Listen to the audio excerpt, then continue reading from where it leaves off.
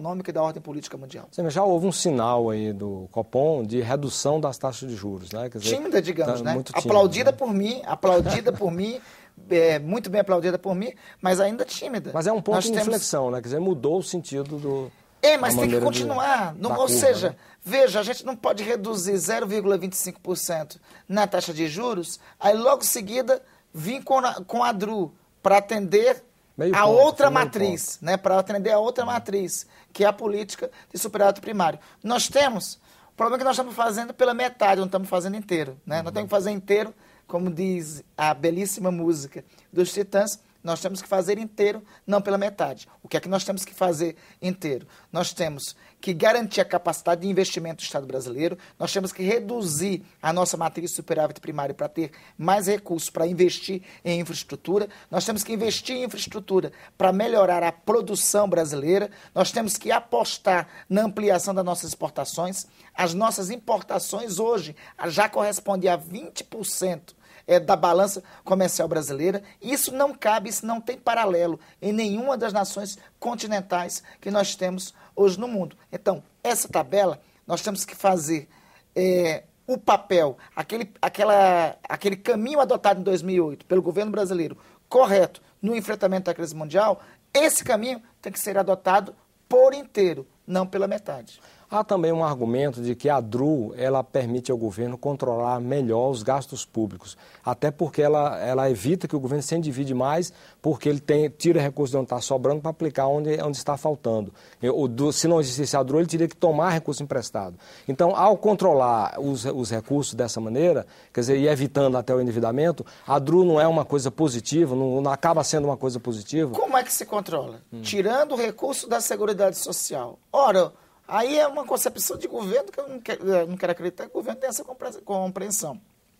Então, a Seguridade Social é uma despesa ou é um investimento do Estado brasileiro? Ou é um direito consagrado na Constituição? O que a DRU vai fazer, em ampla parte os recursos são desregulamentados, e a tradição da DRU, há 14, 16 anos aprovado, prova concretamente isso. O que o governo concretamente vai fazer é tirar recursos da Seguridade Social.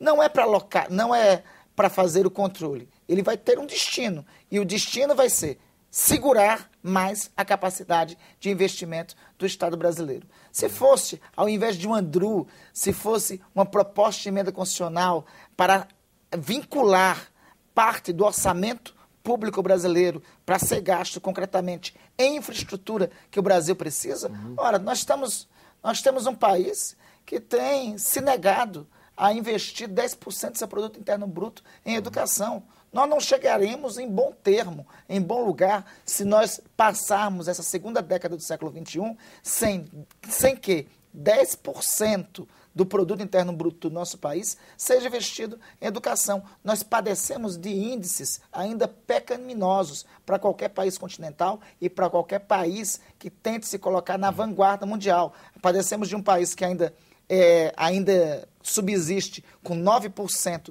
de analfabetos, padecemos de um país que ainda não tem amplo investimento em ciência e tecnologia, até nossos satélites que nós tínhamos até os anos 90, nós vendemos naquela privatização de tudo que nós tivemos no decorrer dos anos 90, nós padecemos ainda de um país que nem 1/3 de sua população na idade estabelecida tem acesso ao ensino superior.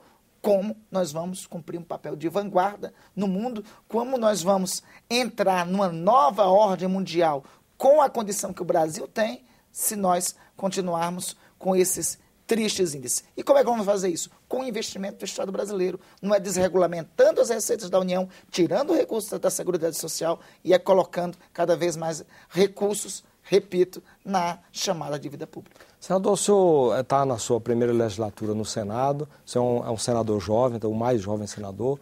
Eu queria saber como é que o senhor encara essa questão do papel do legislativo, de modo geral, na análise do sistema orçamentário, na análise do orçamento. O legislativo, como um todo, tem que passar a ter um papel de maior protagonismo. Eu vou dar um exemplo, não vou nem detalhar em relação ao orçamento. Em relação ao orçamento, aliás, o que era urgente? Temos que aprovar o orçamento impositivo. Não podemos O parlamento aprova o orçamento que é mandado pelo executivo, emenda, o executivo sanciona e depois o executivo não executa o que foi sancionado por ele próprio. Imagine a mesma coisa, o orçamento é uma lei como qualquer outra.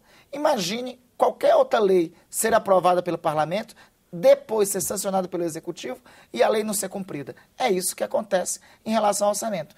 O legislativo tem que se colocar diante da missão que a Constituição outorgou para nós. O legislativo tem, e é por isso que o orçamento impositivo é, primeiramente, um cumprimento dos mandamentos que estão na Constituição. E o legislativo tem que cumprir o seu papel de fiscalizar a execução do orçamento. Papel que está na Constituição e que muito pouco nós temos, nós temos concretamente cumprido.